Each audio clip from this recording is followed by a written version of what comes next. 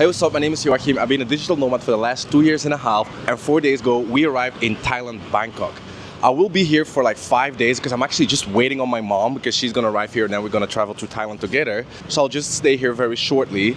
But I want to take you with me on a realistic day of how it is as a digital nomad to arrive to a country where you don't know anybody, where you don't have any friends yet, just show you how that lifestyle is. So let's go to the co-working space that somebody recommended to me. So this was the coffee bar where I worked the first day. This is a very nice place. It's very futuristic. It's also called Futuristic Coffee. And it was a nice place to work at because it looks really good. They had really good Wi-Fi and the vibe is totally nice. So then on the other side, across of it, you also have a very cool brasserie slash coffee place slash food place. And I did some work here as well, as you might have seen on my Instagram. And this was also a very good place. The Wi-Fi was also very good. And this place is actually new. So they just opened this place like, I think like 25 days ago. So I would highly recommend those places as well. Wow, the streets of Bangkok are so busy. So the reason why I choose sometimes a coffee bar is when I just want to work relaxed on myself, like not being bothered by anyone. But the reason why I go to a co-working space is because I want to get to know people. I want to get to know people who is there because usually the same people show up over and over again. And it's a very good way for making friends. So that's why I always recommend going to co-working spaces if you are working as a digital nomad, especially when it's your first time or you don't know any people.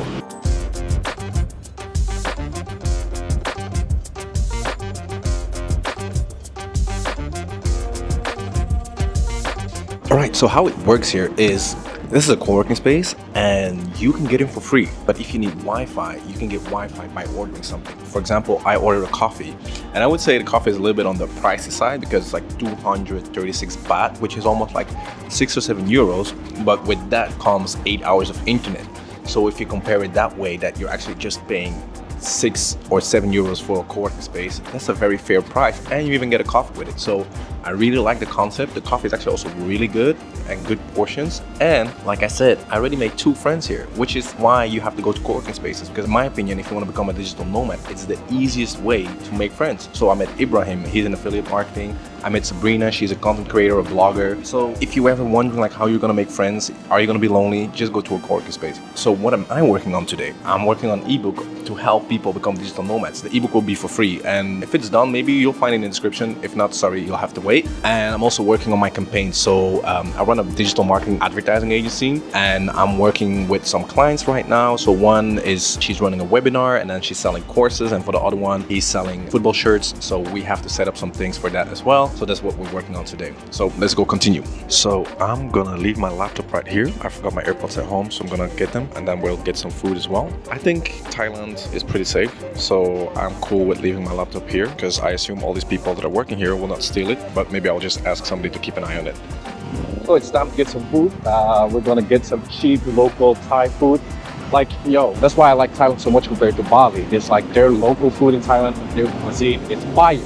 And it's so good. In my opinion, there's nothing better than cheap food that tastes amazing.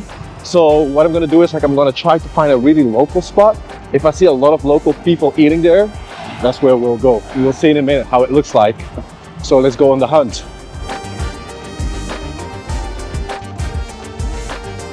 That looks pretty affordable. 100 baht, that's almost like let's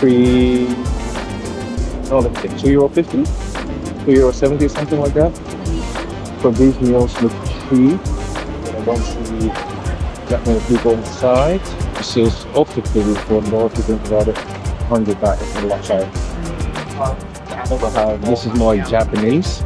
So that was actually very affordable Japanese food. Usually Japanese food is a little bit more expensive. But if not, we'll just end this street. If we don't find anything, we'll go back to the Thai spot.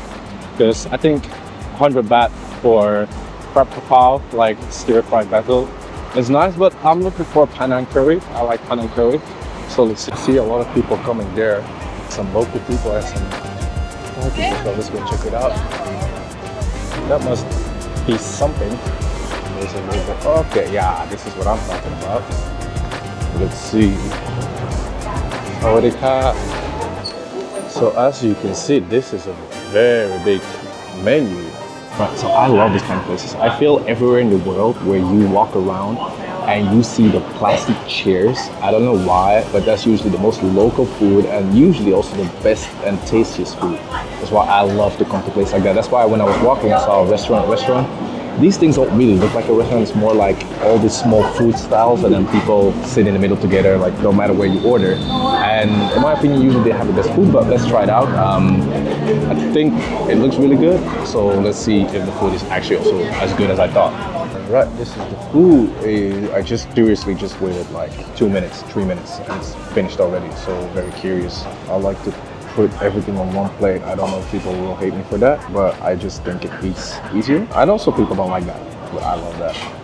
So this is it's a lot of chicken. Wow, way more chicken than I expected. So this meal was 170 baht, so I think that is €4.70 or something, or €4.30. I think it's because there's more chicken, because I also saw krap krapao, the basilic, and that is 80 baht. So the Penang curries, like the curries in general, are a little bit more expensive because you order the curries separate and then you eat rice with it. So maybe it's also possible you can eat with 2 people from it. That's maybe why there's more chicken. Because yeah, all the other meals are almost approximately 100 baht. Anyway, let's enjoy this.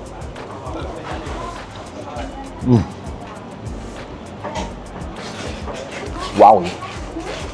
Wow. I love it. Thai food, man. It's like shit.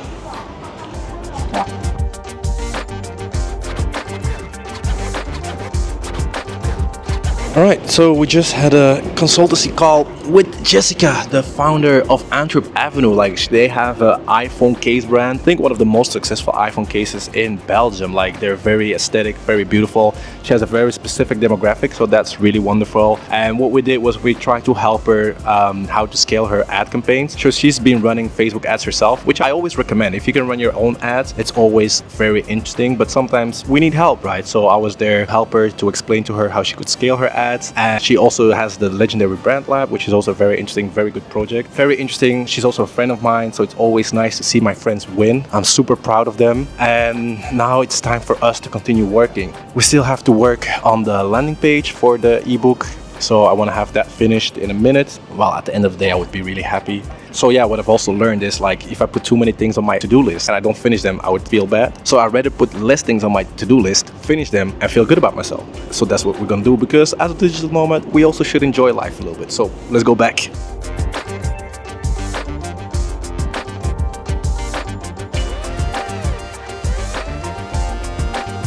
Right, it's 5:30. I'll have to eat something soon because somebody told me to transport it to a bar, which would be very curious. I thought it's basically a bar, but let's see how it goes.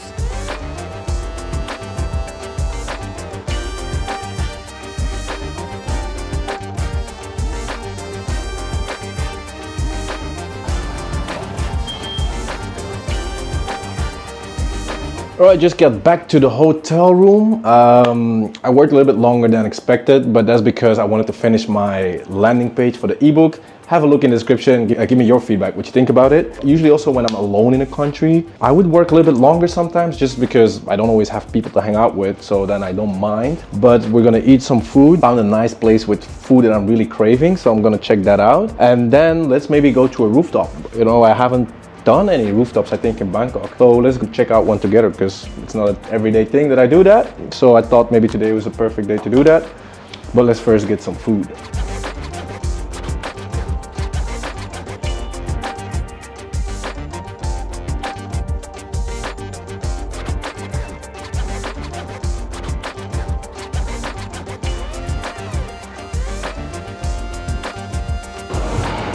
Here's some french fries with pancakes, egg, fried chicken, and cheese.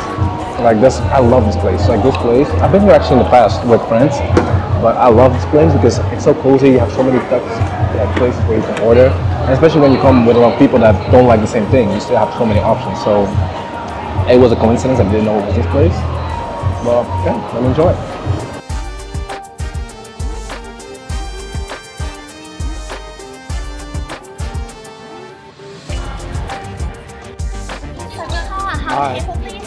Alright, so the one thing you have to do is you have to at least order one drink, which I think is really perfect, right?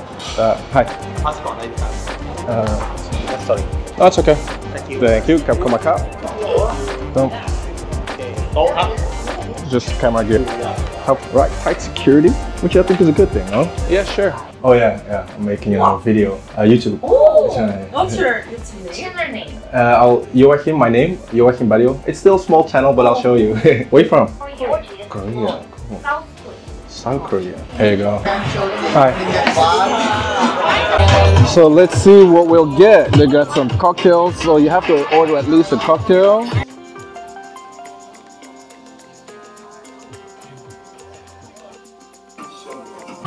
Okay, we're gonna go upstairs.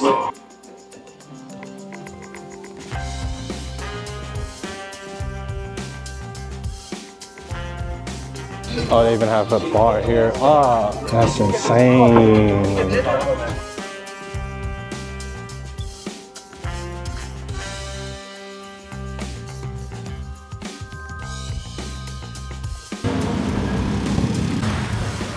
All right, back home. I was so surprised. That was so nice. It looks a bit like a tourist attraction because there are a lot of tourists there, but I loved it. I made new friends, so I'm really grateful for that. So today, that means we made 3 new friends. One Thai person, a local person, one person from Dubai, and one person from Germany.